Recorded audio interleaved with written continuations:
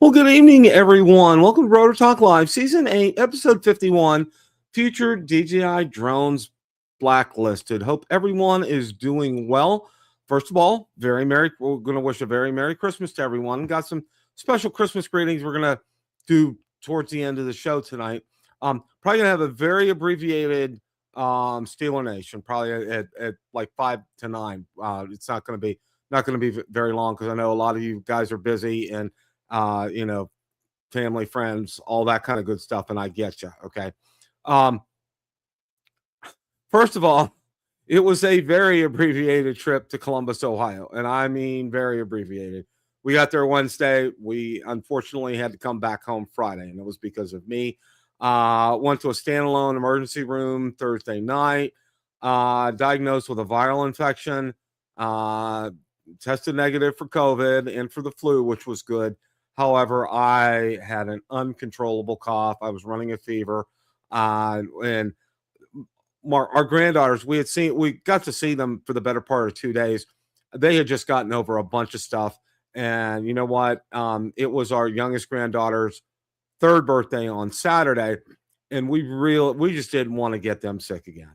So, out of an abundance of caution, we just packed our bags and left on Friday, which it worked well because we were able to get flights back. But the wonderful thing is we got to sit in the airport for 4.5, almost 5 hours before our flight left. It didn't leave till like a little bit around after 5 on Friday afternoon, but all is well.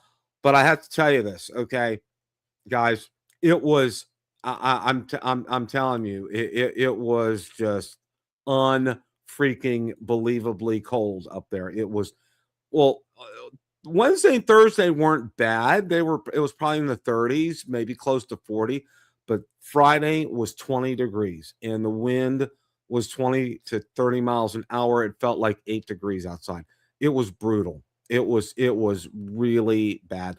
We had thought we were going to go after we checked out of the hotel, maybe stop and get a bite to eat somewhere. We just headed for the airport. And we parked ourselves, found a good spot by the gate, parked ourselves there, had a place to plug in our phones, and there was some great food options right there, literally like 10 seconds away. So we ate pretty good, and we passed the time, and it worked. It went all in all, it went pretty well, and we got exit row seats, which was even better.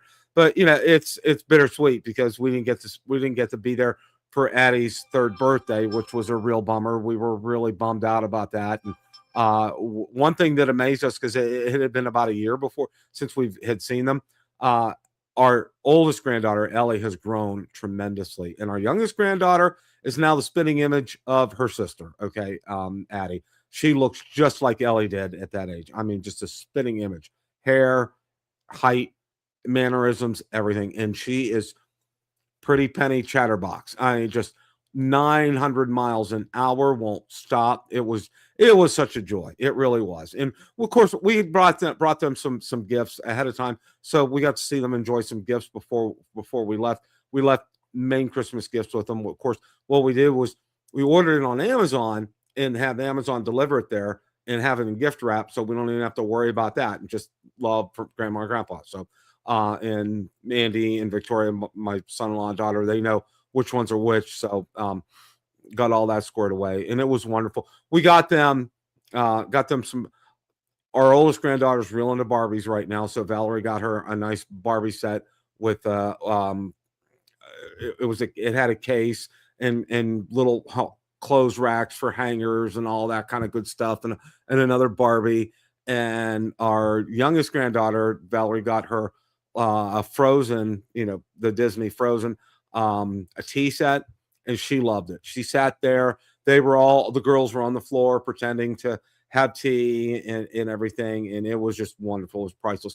I got some good video of that. I did do that. So, but again, it was really kind of bittersweet having to leave early about that. So, but anyway, we do have a lot to talk about. Ron's going to join me here in just a little bit.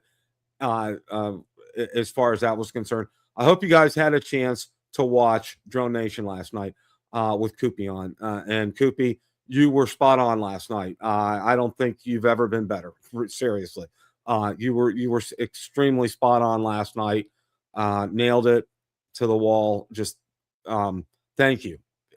Really, you really kind of spoke for a lot of us, and you did a great job. And I wanted to make sure that I called that out for everybody to everybody. You did fantastic on that. So I'm finally getting better. My cough, believe it or not, I ended up taking Delsym, DELSYM cough medicine. It's I did some searching on ChatGPT and Grok, and it really is an excellent cough suppressant, and it worked. The other stuff I had didn't work. I took it, boom, my coughing subsided. Next day, after 2 doses, it was gone. So it worked really well. So I'm real thankful for that. Still got a lot of drainage and junk going on right now, and a little on the tired side. But other than that, hopefully we're going to get better here, because as you guys know, in 2023, I was sick as a dog. Christmas Day, I had 102 fever, not COVID, but it was just bad. Had the flu bad. And then last year, when the kids were down, every one of us was sick. Every one of us was sick. It was just not COVID, but this year, hopefully I'm going to be okay enough on Christmas Day that we can go ahead and go out to eat. We have reservations at a local restaurant here in Tampa. And that's what we like to do Christmas Day, because, Valerie's family's, they do things like Christmas Eve kind of a thing. Well, they're not even doing that this year, because everybody's kind of hither and yon. So what we're doing is on Christmas Day, we're going to meet Valerie's daughter and her husband out and we're going to take them out to dinner and just have a real nice, relaxed time. No cooking. And that's the way I like it. And tomorrow night, we're going to do Domino's for dinner.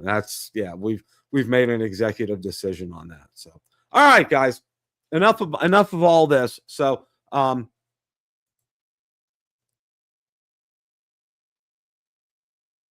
Michael, thank you. Yeah,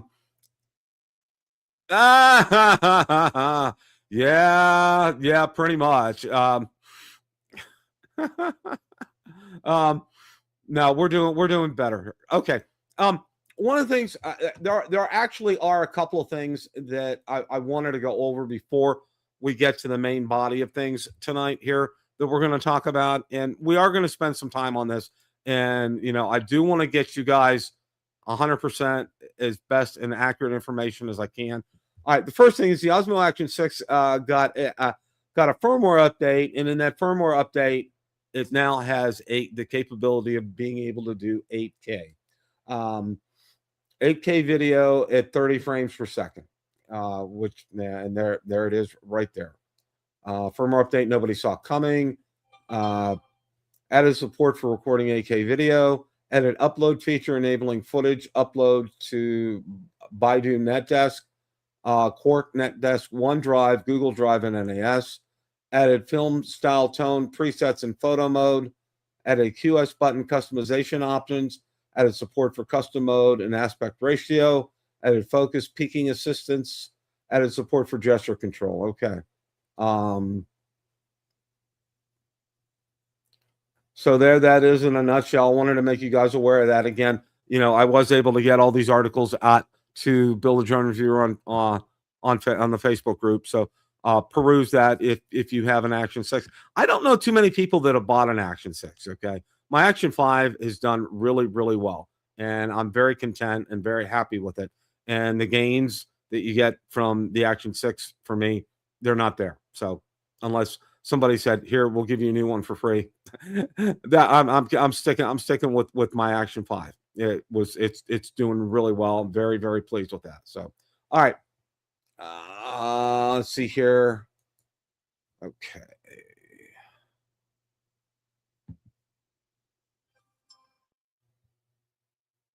All right. We're going to share this too. There's another article I wanted to share with you guys. Okay, new DJI Osmo 360 firmware update boosts social and live content. Let's take a look here and see what all this is about. Osmo 360 marks. Okay, all right.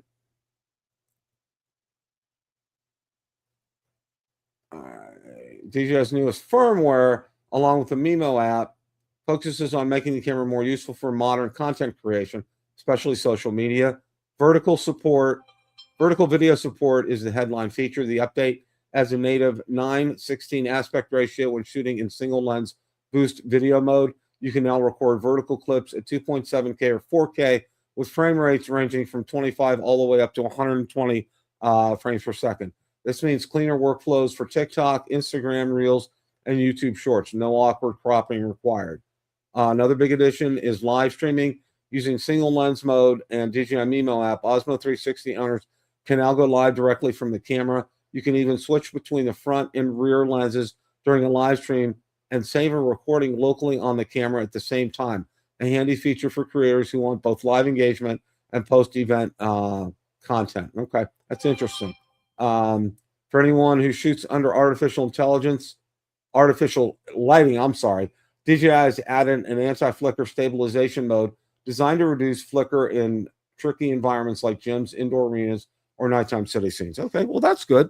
That's an absolutely nice update for that. And I from what I hear, a lot more people are starting to get into purchasing that. So I think that's a good thing.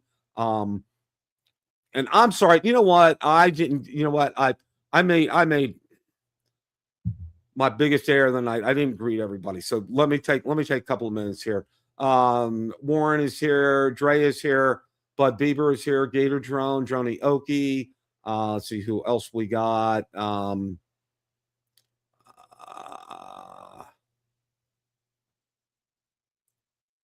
RJ Redding is here. Gator Drone is here. Jim Anderson is here.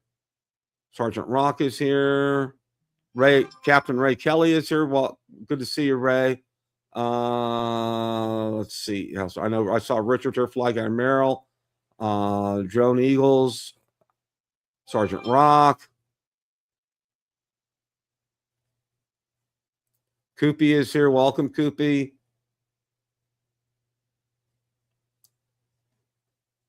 Greg Pittman, welcome, Greg. Good to see you.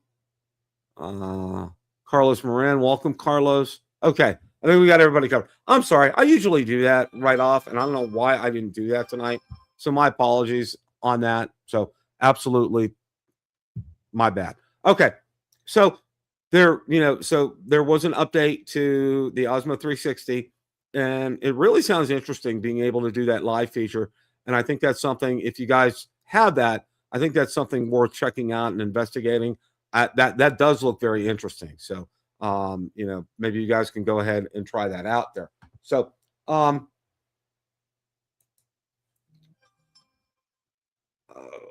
here. Let's see.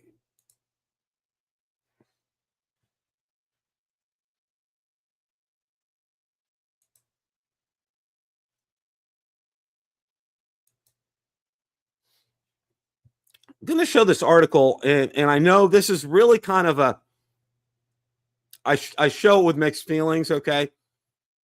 And what the article is, and this was from Drone DJ from today, and what here's Ron. Hey Ron, how are you? Good evening, Bill. How are you feeling? Better. Better. It was not fun. And and I was sharing with everybody how on Friday the high in Columbus was 20 degrees and had a the winds were about 20 to 25 mile an hour, so the wind chill temperature was about 8 degrees outside. It was brutal. It was very brutal on Friday. Big change to the system. Yep.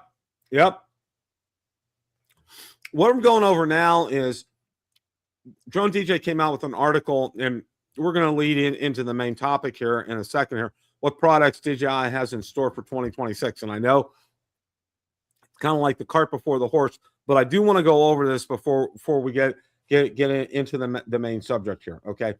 Now they do talk about the Lido X1, which again, it's one of the ones that's already been approved by the FCC, and we really don't know a lot about it. We've seen a picture of the arm of the Lido, and we've also seen a picture of the FCC label, and that's really about it. We don't really know more than that.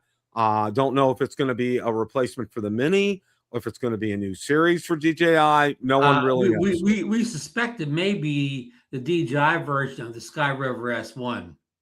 Yeah. Okay. That's which is good, kind of a upgraded Mini 4 Pro. I mean Mini 4K. Exactly. Now, what we do know, and we do have a little bit of information on, is the Avata 360. Okay. The Avata 360 will likely be a sub 250 gram drone with 2 ultra wide video cameras for 360 video. How will this compare to the A1 is unknown. All right. DJI is much newer to the 360 video market, so whether it'll be as successful as anti-gravity using the XS technology is unknown. And again, that has also been approved by the FCC. So when these drones that are approved by the FCC come out, we'll still be able to purchase them, and we're going to talk about that through eBay. Through eBay, right? Okay. Non-drone products here. Okay. I talk about the RS5 and Osmo Mobile 8P, and there's really kind of no dates on that. The Osmo Pocket 4 and also the Avata 360. What we do know is we're looking at January dates for that. And I know, Ron, you talked a little bit last night about the Pocket 4, that there's going to be 2 different versions of that. That's what the rumor leaks people all over Twitter, not the big guys like Igor and Jasper, but the newer guys. They were all talking about 2 versions, a pro version, which will have the 2 cameras in, which we've seen those leaks for a while now, and then a normal version with just a wide angle camera. The pro would be more or less have the same camera setup as the Air 3S. Okay. I mean, just rumors, leaks, Right. Now, the other one was a DJI Power 1000 Mini. Yes. And again, there's really no timetable on that. Haven't seen any FCC approval on that. I think it does need to have firmware updates, and it does have Bluetooth, so it's going to need to get that approval process on there. So, all right. Well, one of the things that I wanted to do here was I wanted to spend enough time on things here. And we really wanted to go ahead and talk about this. All right. Now, I got to say this, Ron, you guys had a great show. Koopy was spot on last night. Really, really, really enjoyed listening to him last night. And John, I know you're in the chat. Well done last night, John. He was spot on the whole night. Okay. First thing that I want to start off with is, all right, let's not, and this is something I've been trying to get across to everybody. This is not a doom and gloom scenario here. Okay. Our drones are not shut down. I can pick up any of my drones and fly them right now. There's no problem with that. I can go out there and buy anything, including when they get released from eBay, an Avata 360 and a Pocket 4, if I so want to do that. All right. So, there's no restrictions as far as. And the nice thing is that document list, people have been afraid of, but that document says exactly what you said to document. So there's no fear, because that document from the FCC lays it all out. Your existing equipment will work. It won't be bricked. It won't be taken away from you. Just like you said, that quells a lot of false rumors that's been going around, Bill, for most of this year. Exactly here. And I want to go over a couple of things with this before we get into some discussion here. I want to go over this main article that was on Drone DJ, and I'm gonna share that. It was a PDF that was embedded in this article here. What the FCC just did and what it didn't. Okay, new drone models cannot be legally imported. New components cannot enter the U.S. supply chain. Future product launches from affected companies are effectively blocked. Okay. All right. Why this moment felt inevitable, and we won't get into a lot of this. The national security rationale, tools for surveillance and intelligence collection, platforms capable of delivering payloads, network systems embedded with communication hardware, dual-use technology with military and paramilitary potential. Okay, that's the reasons that they said that they're instituting the ban. All right, federal agencies highlighted several specific risk leaks to foreign produced drones, unauthorized surveillance over U.S. territory, sensitive data exfiltration through telemetry and imagery, remote access or manipulation via software updates, supply chain vulnerabilities that can't be fully audited here. Okay, what major events matter here? The United States is preparing a host of global events, including the 2026 FIFA World Cup, the America 250 celebration, and the 2028 Los Angeles Olympic and Paralympic Games here. All right. The move also fits squarely into a broader industrial strategy. Earlier this year, President Trump focused on restoring American airspace sovereignty and unleashing American drone dominance, both of which argue the U.S. must build a secure domestic drone ecosystem. All right. And it really gets into a lot here. What I want to spend a few minutes here on the actual, now it's the actual public notice that was published by the FCC. And again, there is a link embedded in this article, and these articles are out on Build a Drone Reviewer on Facebook group here. So let me go ahead and we're going to share this PDF here. Let's do that. Okay. All right. Public notice. It gets there's a lot of intro stuff, but I did actually read through part of this, and it really, I mean, the articles that Drone DJ talks about, they do address some of this. Okay, equipment authorization, impacts of the covered list. It's very specific. Okay, they really didn't leave anything out. Now, these are things covered equipment or service. Okay, a lot of things right down here, and then it goes down to December 22nd. Uncrewed aircraft systems and UAS critical components produced in a foreign country, and all communications and video surveillance equipment and services listed in section, and it lists it right there. This inclusion of producers or providers of equipment or services named on this list should be read to include the subsidiaries and affiliates of such entities. All right. So they're really trying to cover their bases here. President Trump noted in the Restoring American Airspace Sovereignty Executive Order, UAS, otherwise known as drones, the potential to enhance public safety as well as America's leadership in global innovation. But criminals, terrorists, and hostile foreign actors have intensified their weaponization of these technologies, creating new and serious threats to our homeland. All right. And there's a lot of this in here. All right. Summary of supporting evidence, federal planning for the FIFA World Cup and 2028 Olympics. President Trump unleashing American drone dominance. Executive order establishes a policy of the United States to establish a resilient and strong American drone industrial base. In order to achieve this goal, we must cease the importation of all new foreign manufactured UAS and SUAS critical components.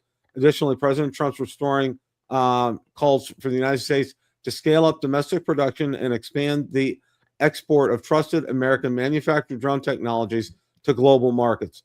Given the increasing importance of UAS to U.S. warfighters, first responders, and business owners, it's critical to U.S. national security that the United States has domestic supply of UAS made with U.S.-produced critical components. And I want to stop right here for a second, okay? All right. I saw something today that was really interesting, and I'm not going to show you the picture. A lot of you remember, obviously, you remember the end of World War II, right? You remember that it was a Boeing B-29 that Superfortress that dropped the atomic bomb on Hiroshima and Nagasaki. All right. Well, what was real interesting was I saw a picture today, and it said, and this was a Russian plane, and I'm like, okay, what do you mean here? I thought, okay, it's a B-29. No, what the Russians did was they got a couple of B-29s and they completely reverse engineered it. This is in 1945, all right? And believe it or not, all right, the Russian version of the B-29 was better than the American version. I was reading through that today, all right? So, why, and this begs the question, and I'm going to kind of stop right here for a second, all right? This kind of begs the question, Ron, why can't our companies here in the United States reverse engineer this incredible technology from DJI? I guess from a legal aspect, a business aspect or whatever, DJI probably has patents and intellectual technology, and that's recognized all around the world. Because if it wasn't, they could do the same thing back to us on other devices. Yeah, that's a really good point. That's really well taken. I mean, I'm trying in my head to think something that we make it's crucial, but there's got to be something out there they can just do it. That's well, like for years, people complained for years that they used to say China used to steal, the Windows software. I mean, they would have stolen versions of Windows, Microsoft Office, and all that, over there, not pay a cent for it. Yeah. Warren, you're right. It is. That's why we can't do that. Okay. And I wanted to bring this up as a point of discussion because I know a lot of you have asked that question before, why they can't reverse engineer something like this. Where you mentioned a war situation, kind of a lot of these rules go out the window in the middle of a world war. Exactly, Ron. Exactly. Now, Koopy left a great comment on Build a Drone Reviewer, and I'm going to go ahead and I want to share this with everybody because I thought it was very relevant here. FCC chairman who couldn't wait to do this is playing the smallest violin for DJI. No idea why DJI thinks they'll be able to get a DoD DHS exemption either. That would end up getting ignored and trashed too. While there have been many third-party audits, the problem with all of them is that they have largely been done from the outside looking in, so to speak, with limited access to portions of the code. DJI have really needed, in my opinion, to submit something similar to Microsoft's government security program. It's very invasive because all of the source code can be reviewed, but it's the best way to build trust in a system that's not open source. The Chinese government would probably never sign off on allowing DJI to do that. It would open their intellectual property to be deeply security audited and accessed by the United States. It's mostly too late for that now, though they needed to offer all this up years ago, long before they ended up in this mess. I wish them luck in getting an exemption, but the 8-ball says outlook not so good. Okay, and I wanted to share that because I thought that was a real good comment that Koopy left there regarding this, Ron. It's and I've been doing a lot of thinking since we were on the show last night, and one of the things to me, and I have to say this because I did read through, and you know what? Let's go ahead and do that. That's one of the things that I wanted to do here was I want to go through DJI's response because I thought this would be something really good to share because we really kind of didn't have this information last night here. All right. After the U.S. government moved to effectively block new foreign-made drones from entering the American market, DJI has spoken out, pushing back on the decision and stressing that current customers and ongoing operations remain unaffected. Okay. The statement released after the U.S. FCC added foreign-made drones and critical components to the covered list, DJI told Drone DJ it was disappointed by the move, noting the company itself was not singled out and that no details have been shared about evidence or analysis used to reach the determination. The lack of transparency, DJI argues, is a major concern. While DJI was not singled out, new information has been released regarding what information was used by the executive branch in reaching its determination, the company spokesperson said. DJI has long maintained that concerns around its drones, particularly claims led to data security and national security risks, have never been supported by concrete evidence. In its response, the company doubled down on that position, saying its products are among the safest and most secure on the market, backed by years of reviews from U.S. government agencies and independent third parties. Concerns about DJI's data security have not been grounded in evidence and instead reflect protectionism, DJI said, framing the move as a departure from open-minded principles rather than a measured security response. The language underscores the frustration DJI has voiced repeatedly over the years that despite audits, code reviews, and government testing, the government has never received a clear pathway to fully resolve U.S. security concerns. Instead, critics say DJI has watched the clock run out as regulatory pressure steadily mounted. What the new restriction actually does, and we already know that here. That said, the door is not fully locked either. According to the FCC, new products could be approved in the future if the Department of Defense or Department of Homeland Security determines a specific drone or class of drones does not pose an unacceptable risk. That carve-out matters. It means the policy is not a blanket permanent prohibition written into law, but it also places the burden squarely on a national agency or agencies to act, something DJI and its supporters argue has been missing for years. For now, that uncertainty leaves U.S. drone buyers in limbo when it comes to future DJI releases. But in a statement, DJI made a point of reassuring its existing U.S. customers, repeating that the U.S. government action will not affect customers who already own DJI products, and that these existing products can continue to be purchased and operated as per usual. The company also struck a more emotional tone, thanking U.S. users who have publicly defended DJI amid growing political security here, okay? Pressure shifting from manufacturers to users, and I'll let you guys continue to read that article. Now, one of the other things that I wanted to go ahead and share here, and I thought this was really important because I know some people had some kind of concerns last night in the chat when I was on Drone Nation here, was I wanted to share this, and I think this is really important here. And there is a link in the description for this, okay? If you have never downloaded DJI Assistant 2 Consumer Drone Series, do it now, all right? And when a new firmware update comes out, instead of doing it the normal way, okay, do it through DJI Assistant 2 Consumer Drone Series, okay? You're going to need to do that because if for some reason something gets wonky with trying to do it from your RC2, okay, or R2 Pro, all right, you'll be able to do it through here, all right? This is it's the actual firmware update itself, all right? And I learned how to do it a long time ago. It's kind of like writing, kind of like people saying, I'll never forget. I think it was the first show I had Kelly Shores on. And he said, a lot of people should just try, turning it into quote unquote, try flying in acro mode in their backyard, just to get used to the feel of the drone, to, really truly be able to control it without a lot of, what we normally use, to be able to really, it's kind of like seat of the pants flying kind of a thing here. All right. And it's kind of the same way with this, because it does require a little bit more effort to do this, but I'm going to encourage all of you to go ahead and do this here, because, your next firmware update, instead of doing it via the app, do it here. Do it versus DJI Assistant 2 Consumer Drone Series. And you can see it has listed here everything from the Mavic 2 all the way up to the DJI Neo 2. And that includes the Mini 5 Pro, Mavic 4 Pro, RC Pro 2, everything. DJI Flip, it's everything. Everything that's currently out there is on that list. So do yourself a favor, go out there, grab that. And again, I put a link in the notes here. Okay, so go down in the description and grab that link and do that. I think that's important, Ron.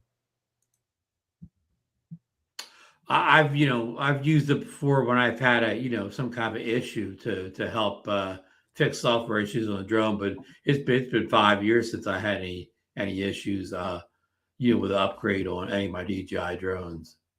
Yeah, and that's the only time that I've really kind of used it, was like you said. But I think in this instance, I think it's a good idea to go ahead and go out there and do that. All right. I mean, and also back to the statement they put out yesterday. This is Brandon Card and the FCC. They didn't say anything about no stopping future updates. Neither DJI or Brandon Card. Nobody ever said anything that updates won't be available from here on out. So anybody that thinks right, we won't be able to get updates, you're basing that on no information given by anybody. Right. So that's one thing that you guys can rest assured for now. But what I wanted to do was to show this to you, and do it once. Okay, I'm not saying doing it every time, but the next firmware update, go through this process and do that. Okay, You know, so it's a little more. It does require a little bit more work than you normally would just pushing a button on your controller. But this is something I would encourage you guys to do, because if for some reason it may be the only way we may be able to get the updates for a period of time. I'm just going out there and saying that, guys. Okay, as far as going forward. And yeah, I mean, possibly again, nobody's said anything about you not being able to get mobile updates. So speaking of updates, in a bigger, broader sense here, with us, not being able to get new drones from DJI going forward, and and you said about drones coming out, probably see like a Air 4 could be due next year and so on, and Avata 3, they bring new features. But do you think that DJI, since America will be flying older DJI drones for a couple of years, do you think they'll add more, functions and stuff to our older drones? Maybe US only updates to make our older drones more functional. Right now, they may hold stuff back because they only want the newer drone to have it, right? But since there is going to be no newer drone for the US, maybe they'll throw a feature on an older drone. I think you're probably right, Ron, and I think you'll see something unique from a company. Okay, I think as far as like your Mavic 4 Pro, your Mini 5 Pro, your Neo 2, the latest version of these drones. Okay, I think they're going to sell these drones for quite some time. All right, even after, say, a Mavic 5 Pro comes out, or a Neo 3 comes out, or a Mini 6 Pro comes out. All right, they're still going to be selling these drones for a while to the U.S. market. Okay, so they'll still be produced. They'll produce them in mass quantities. There'll be batteries available. There'll be props available. But is I've been sounding this bell for a long time here, guys. You need to now that this is in cast in concrete, so to speak. This blacklist. It's not a ban. I like the word blacklist. All right, because it's on the blacklist. You need to go out there now and get batteries. You need to go out there now and get props, okay? Because you'll notice literally, okay, if you go out on eBay, these prices are going to jump, and they're going to jump tremendously, all right? Because I know you guys were talking about Crucial and memory last night. I know Koopy brought that up, and how the price of memory has just skyrocketed, and RAM and everything. Right, it's gone through the roof as far as that's concerned. Yeah. I think another thing came out in that memo that made it clear too that the DJI drones that currently have their FCC approval, they'll be good, but also the parts for those drones are so they're not going to blacklist DJI Mavic 4, Neo 2, Mini 5 Pro parts or whatever. Our only problem is, and we have mentioned Shed, those parts are not getting through regular channels. Has nothing to do with this, thing that came out yesterday, the restriction ban, blacklist, what do you call it? That all goes back to the Uyghur thing. If the Uyghur thing didn't exist, we could go right back to ordering DJI drones from the DJI website, getting our care refresh, and getting all the parts and stuff in too, because these drones are already certified, and that would be fine according to the FCC yesterday. But again, but even beyond that, so parts, you should be able to get the parts from South Korea, China, Japan. If you can still get Air 3Ss and Mavic 4s and Mini 5 Pros, the parts should readily be available too, because they're not illegal either. The parts for the new drones will be, but not the older drones. Exactly. The only thing stopping them in the U.S. is the customs people, whatever. And we've been dealing with the customs issue for like a year now, whatever, the Uyghur thing. So people see a lot of people that don't, that aren't into as much as don't understand. There's two different things going on. There's the FCC, whatever they're doing with the, not certifying any new drones or whatever. But then there's the Uyghur thing. They're stopping anything from DJI, and that's got nothing to do with the FCC not authorizing new drones. Right. It's the forced labor over, the United States government has been accusing DJI of using forced labor, the Uyghurs, to go ahead and and make some of their drone components, and when that's not been the case, because the Uyghurs are not located in Shenzhen. Everybody knows that. So it's kind of like Yeah, it's like this, it doesn't mean it doesn't. And people say, the Uyghurs make it, but half the time people say they use the DJI drones to spy on the Uyghurs. So I don't know which one it really is, Bill, but probably neither one of them is true. So it doesn't matter what false claim they're making, whether it's they force the Uyghurs to make the drones, whether they use the drones to spy on the Uyghurs. Either way, it's an unproven claim. We'll put that exactly. Way. Okay. And, I would say if you want to write your congressmen or senators or anything, write them about this, because if they do that, if they can get rid of this Uyghur ban through customs kind of a thing, all right, we can be able to buy through normal channels anymore. Okay. And get our DJI support back. And get DJI support back as well, too. Exactly, Ron. They'll be able to support the current drones. And that would be a big step up. And I would make a big thing about this, but you saw the person that started the ball rolling on the whole Uyghur thing was Elise Stefanik, House representative from New York, and she is going to resign at the end of her term next year. Right. So the person started this will be going in about a year. Do you think that some of this Uyghur thing will go away when she goes away, or? It's possible, Ron. Because I know. And I'm not going to get political here as far as this is concerned, but apparently she was trying to run for the governor of New York. Okay. And apparently that wasn't going well. So she just completely backed out at this point. All right. And she's not going to run for Congress again. So she's politically, she's kind of done right now as far as that. And Bill, I'm making just a joke at this point, but she's probably so well off from her bribes from drone groups or whatever that she didn't have to work anymore. Who knows? Who knows? Yeah, folks, just joking there. I don't know if she. Oh yeah, we're not. Yeah, yeah. But it's a good point, Ron. That if we're looking for a victory right now, let's try to get a victory here in terms of them stopping the drones through customs. The Uyghur thing would be the easiest victory for us. I think this is something that's doable. I really do. So I would encourage you guys to go ahead and contact your senators and congressmen to see if we can get this addressed and taken care of, because it'll make a big difference. Congress, you guys just wasted money because we're all getting stuff through eBay.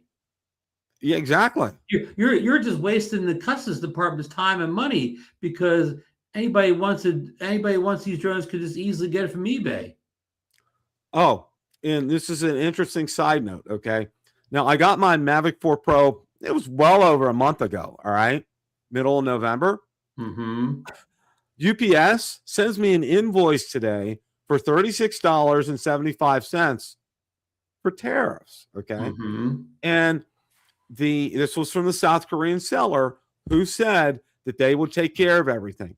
So I went ahead and I did a copy of that and I sent a screenshot of that to them. They refunded like $43 off my purchase price. They gave it back to me to take care of that. Wow. Yeah, which was really nice. I mean, this is a good seller. So this is one I'm gonna leave a very positive review for out on eBay, because they did a great job on that. I was very, very pleased with them. They did a great job. But Ron, one of the other things too is the price on the Mini 5 Pro on Amazon. It's crazy. It's incredible. I mean, it's like normal price. Right. The base unit was what for sale for like $759. Mm-hmm. And guess what?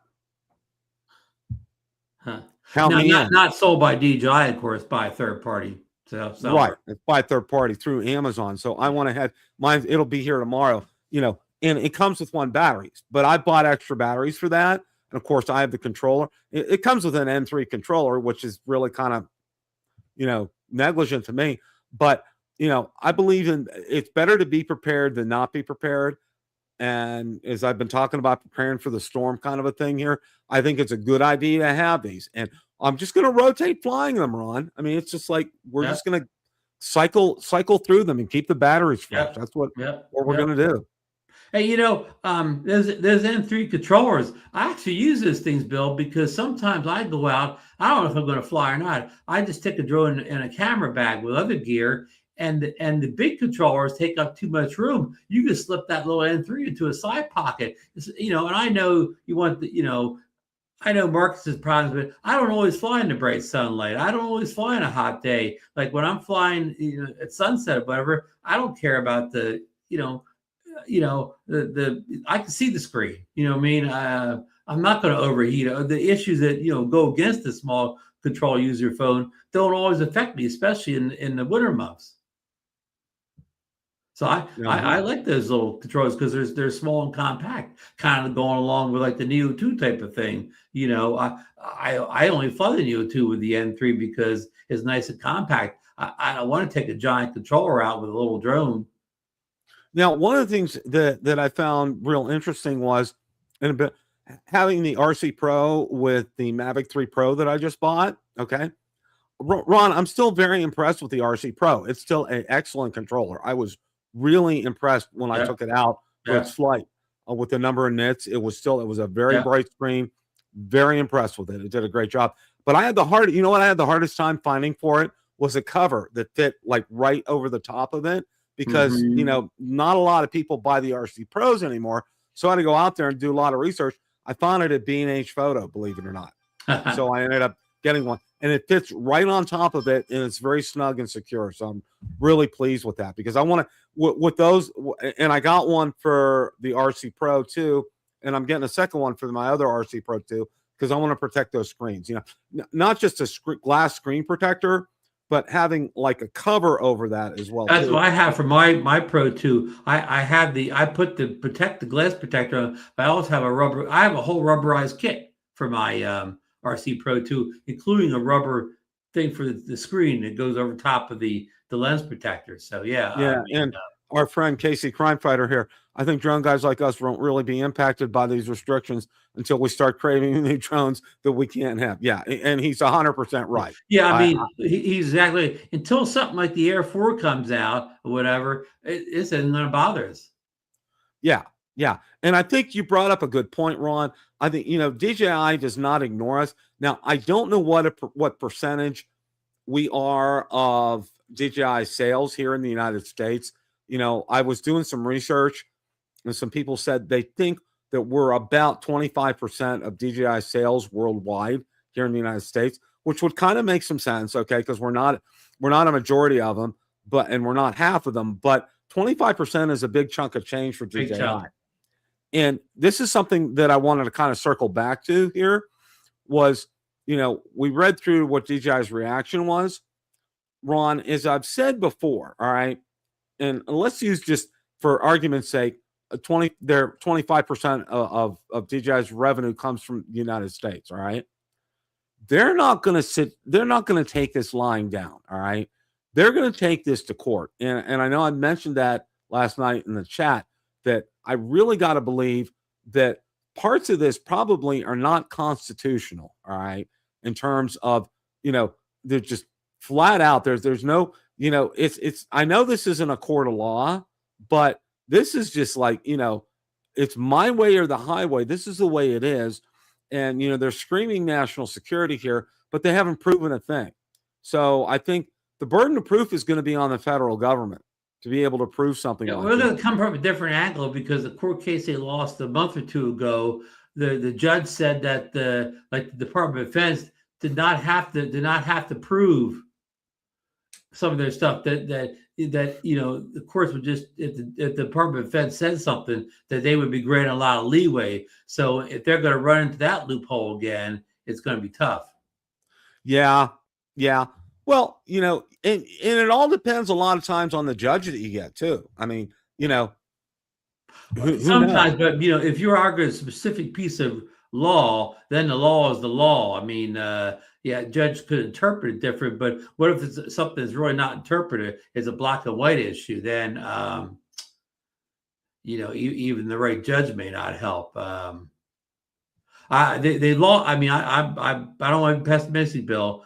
I kept saying the last time that DJI would go to court, and they went to court, and unfortunately they lost. So maybe not bode well for another court case. But again, usually when you do a court case like this, the drones can keep being sold until the court case is resolved. But that doesn't happen when it comes to this, the government, these drones, like they can stop it even before the court case is over, which doesn't happen in any other part of society. Yeah, exactly. Like say if I sued you for something or another until it was proven in court or whatever, you can still keep doing it. Mm-hmm. But Exactly. with the government, these drones, it gets stopped. It doesn't matter for the court. It stopped just because they said it stopped. Exactly here. So, And sometimes the government recently they've ignored a judge's orders and did things anyways. So yeah, I wish DJI while in court, I hope they can come up with a different angle in a case. I mean, I think that the only way they're going to get things solved is negotiation. exactly. Okay, and that's one of the things. I don't know what if I don't know if the U.S. government is willing to negotiate with them. If they are, I don't know what their requirements are going to be. Maybe they're unrealistic, but I think some sort of negotiation is the only way around this. Yeah, I think you're right, Ron. I think that's what's going to take, and what type and form that's going to be, I don't know, and no one really knows. It's still been, and I've seen people talking about it again, and in terms of, are we looking at maybe DJI wanting to build a place here in the United States and employ United States workers and sell all those drones here in the United States only? Who knows? It could take that form, because I know this administration has been very favorable to companies who have decided, instead of building plants overseas, build them here and give them incredible tax breaks. I know Ford was deciding to I think they were going to build a plant down in Mexico, and they changed their mind and built it here in the United States, and they got some incredible tax benefits and advantages here. So, something like that, it could happen. I don't know. Is that what they're looking for? That maybe that DJI shares that technology with the United States? Who knows? I mean, something along those lines. I don't know, Ron. We could be. This is something that could happen. And I kind of want to wrap things up here, because I do want to get some time for Steeler Nation here. A good nation, Steeler Nation. And the only thing we didn't touch on all, Bill, is again, the U.S. drone makers, they're not looking to make consumer drones. The U.S. drone makers not looking to make Neos and Minis or whatever. So the consumer is going to be left out in the cold when they're making all their high dollar enterprise drones. Exactly. Okay. And we'll be sitting here, doing our 15th firmware update to the Mini 5 Pro, and while the world, while everybody is flying the Mini 6 Pro, and I mean, what the negotiate needs to be, Bill, is the U.S. government and DJI need to negotiate what drones can come out here. Neos, Minis, all the drones that the U.S. companies have no interest in making, they should be allowed to come through. Exactly. I mean, I can see the government say no enterprises, no matrices anymore, or no this, that, and DJI will have to give in on that, I guess. But there's no reason to buy Neos and Minis and things like that have no. The U.S. drone makers will never make those drones in our lifetime. Those exactly cheap drones. Now, okay, well, we're gonna kind of I think we've run this through the gambit here. Yeah. And one of the things that I want to, as we close this portion of the show out, I want to make sure to everybody to know, you still have your drones. You can still go out tomorrow morning and fly your DJI drones. Nobody's bricking any drones. No drones have been bricked. You can still go out and buy new DJI drones. Everything that's available right now, you can get. All right. It's just going to be going forward. We won't be able to do this. So don't look upon it as the glass being half empty. It's more, to me, it's more than half full. So have that kind of attitude about this. Okay. And that will help you guys tremendously as far as that's concerned. All right. Now we're going to do about 5 minutes of Steeler Nation, and then I have a special 5 minutes that I want to do before we wrap things up before Christmas here. So we're going to go ahead and get Steeler Nation kicked off here. Now, this is the Steeler Nation portion of the show, guys. We're kind of done with the drone talk, so I want to lay that out clearly for everybody. So, because I know I've gotten some flack for this before, and I want to make sure that everybody is cool with this. If you don't like football, you can tune off right now. Yeah, you're welcome to leave the stream if you want to do that, or tune out for 5 minutes. We're gonna be back here. So the first thing that I want to say, and this is kind of funny, with everything that transpired in that game, Ron, the one thing that really impressed me in that game, all right, and it was an incomplete pass, but Aaron Rodgers threw the football. It must have gone at least 60 to 65 yards.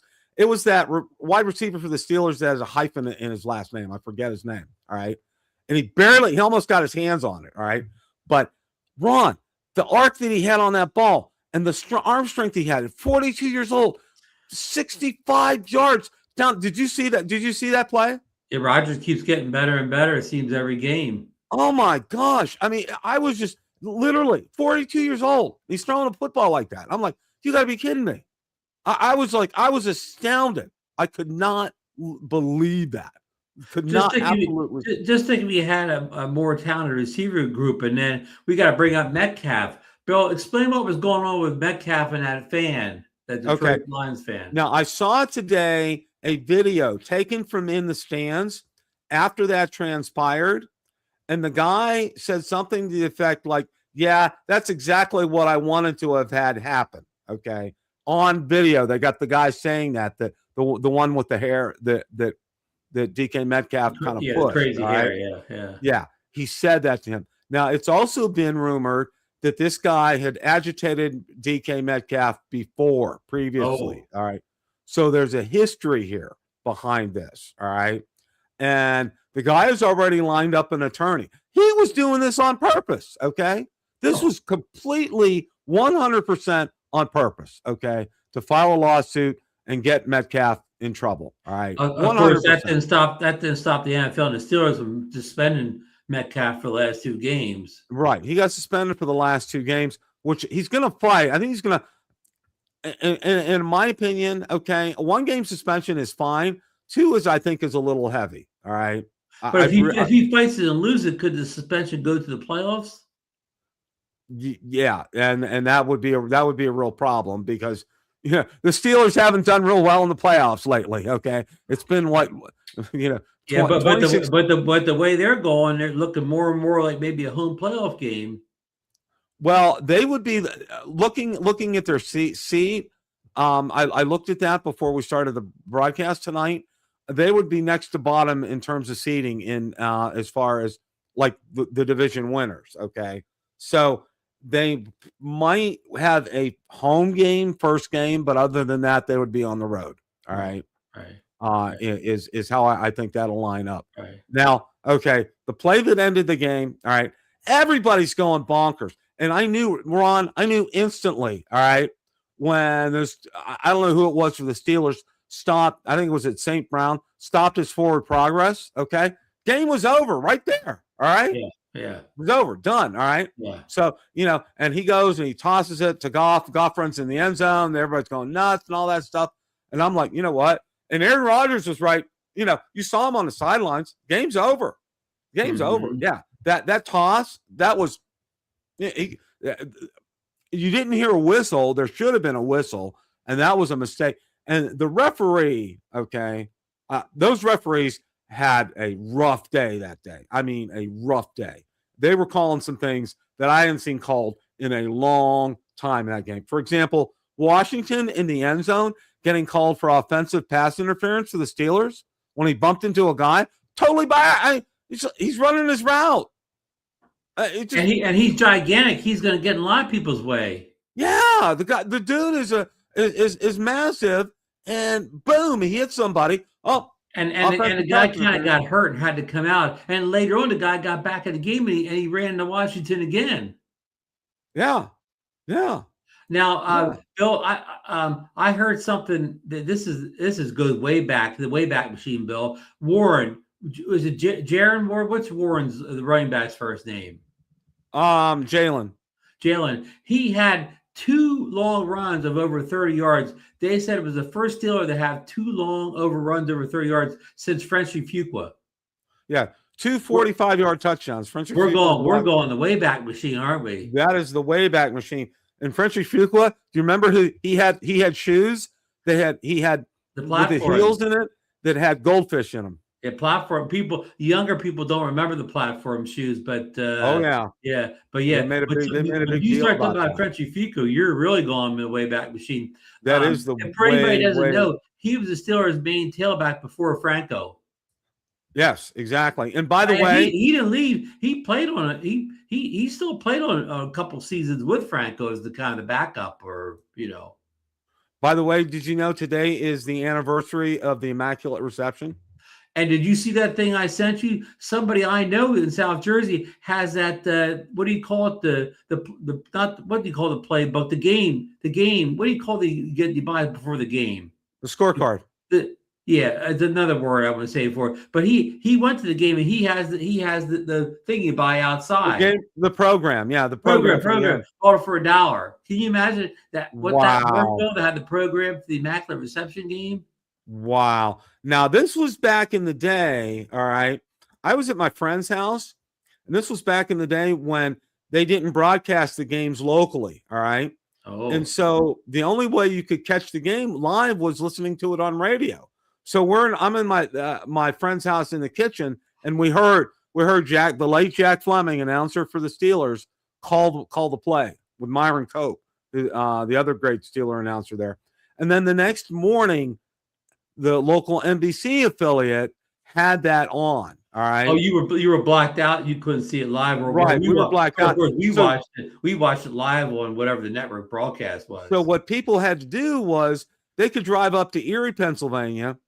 All right. And they would rent rooms up in a hotel and watch the game. All right. Literally, they would do that. Yeah. And now what was interesting was that next morning, I stayed home from church and I had my tape recorder out, and I remembered the part where it was, and I tape recorded it, and I got it on a cassette where it was Kirk Dowdy was actually did the call for that game. I'll never forget that. Yeah. But I got that. I got a tape of that somewhere, someplace. And of course, this was before all the Super Bowls. So the Raiders were kind of favored in this game. This was basically that was the game where the Pittsburgh dynasty was born.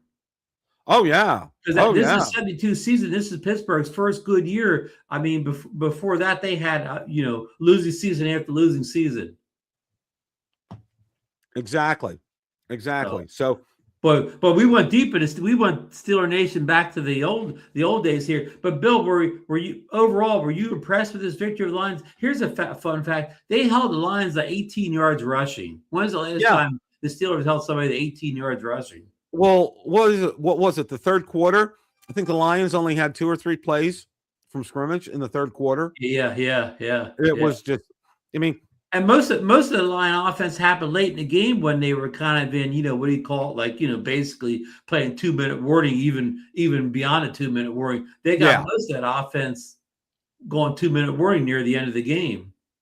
Well, they have the Browns coming up this week. All right. Which, believe it or not, I mean, the Browns almost beat the Bills last weekend. Well, I mean, the Browns have a quarterback now. Yeah, that's true. That's very, very true.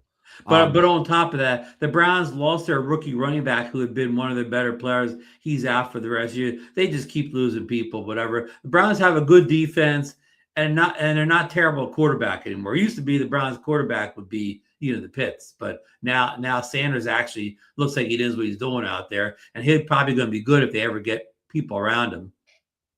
Okay, Adam, just to let you know, we start talking of football about 5 minutes to 9 every show. We start at 8 p.m. Eastern, so we talk about drones for about 55 minutes, close to an hour, and then right around 9 o'clock Eastern time, we go ahead and start talking football. So we do talk about drones from about 8 p.m. Eastern to about 9 p.m. Eastern. So you're welcome to go back and rewatch the stream if you want to catch the drone portion of the show. And again, I'm very clear, and I announced that we're going to be talking about football, and I actually put up a banner and a graphic so people know about that. So, as far as going forward, they got the Browns coming up, and then the last game of the year, they got to go to Baltimore. All right. Did they win or lose this weekend? I know Jackson got hurt and Huntley had to come in, but I'm not I sure. forget, Ron. Anyhow, whether they won or lost, it was another weak performance. I think they could take the Ravens in Baltimore the way they're playing. I do too. I'm more fearful of the game against Cleveland than I am in a game against Baltimore. I think they'll win in Baltimore. I don't think that'll be a problem. Jackson misses backup. They have nothing to play for. I doubt they play Jackson the rest of the year, right? Oh yeah, Baltimore lost to the Patriots. Okay, yeah. Thank you. Again, the quarterback Jackson, he messes back up. They're not going to set him out anymore this year with a messed up back for nothing, right? No. So you're going to be playing what's his name, Huntley, Chad Huntley or whatever his name is, and he's an okay backup quarterback, but he's a backup quarterback. Steelers beat him last year near at the end of the season, so they'll probably do the same. It'll probably be more of the same as far as that's concerned. But the AFC's really flipped around. I mean, like, how about, of course, Kansas City's out now, and how about, Jacksonville knocked off the top seed Denver. Yeah, Jacksonville's made great strides. Jacksonville's right in there with New England and Denver as Jacksonville did one of these as the big three. They were like this, and now all of a sudden, boom, they're like that. Okay. No one saw it. Trevor Lawrence is playing the best football of his pro career. Their defense is stout. So I mean, Pittsburgh's got a rough road through the playoffs, Bill, and of course we didn't even mention Buffalo's still around. How many teams make the playoffs now? There with including Pittsburgh, Buffalo. That's 5 teams. The division winners plus I think there's two wild cards. So 6 teams. Right. So I'm missing one. I'm missing who one other team is going to make it in AFC. Oh, the Chargers. The Chargers will be the wild card. Yeah. Unless things drastically change. Yeah. So of those teams, who do you think Pittsburgh could beat of those 5 teams? Can they beat Buffalo on the road in Buffalo? Well, I think that game, if because Buffalo would be a wild card, they'd play that. So they can beat Buffalo and Pittsburgh. Maybe. Okay. And can they beat the Chargers? No, I don't think they can beat the Chargers. Can they beat the Jacksonville Jags? No. The Denver Broncos? No. The New England Patriots? No, because they lost the Patriots earlier this year. I mean, of course, a lot of these teams are inexperienced in playoffs, so I don't know how these first-time playoff teams will do, though, Bill. Oh, and another thing from this, I know you got to stop this in a second here. Another thing, the announcers made a big deal over that you hate. They kept talking. This is Pittsburgh's 22nd non-losing season in a row. Yeah. Well, you know what I said? Tomlin had 19 of them, and Tomlin either tied or passed Tom Landry for the most non-losing seasons for a head coach. Well, you know what? My response was in the comments. I said, and the last playoff win was 2016. Oh, exactly. Nobody remembers. Yeah, nobody remembers because it's been that long ago. So yeah, we'll just. I'm just gonna. And we'll throw the Tom Landry thing in there. Not with all those non-losing seasons. Tom also won a couple of Super Bowls, was in a whole bunch of Super Bowls, was in a whole bunch of NFC Championship games. Tom got a lot further. Yep. You didn't have to see Tom knocked out in the first round. Yep. Absolutely. So we're gonna go ahead.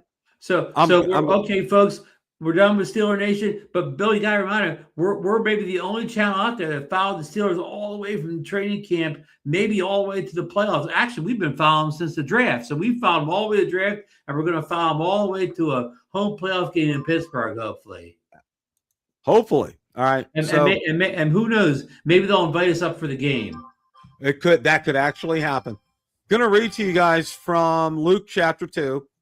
So Joseph also went up, and there were shepherds living out in the fields nearby, keeping watch over their flocks at night. An angel of the Lord appeared to them, and the glory of the Lord shone around them, and they were terrified. But the angel said to them, "Do not be afraid. I bring you good news that will cause great joy for all the people. Today in the town of David, a Savior has been born to you. He is the Messiah, the Lord. This will be a sign to you. You will find a baby wrapped in clothes and lying in a manger."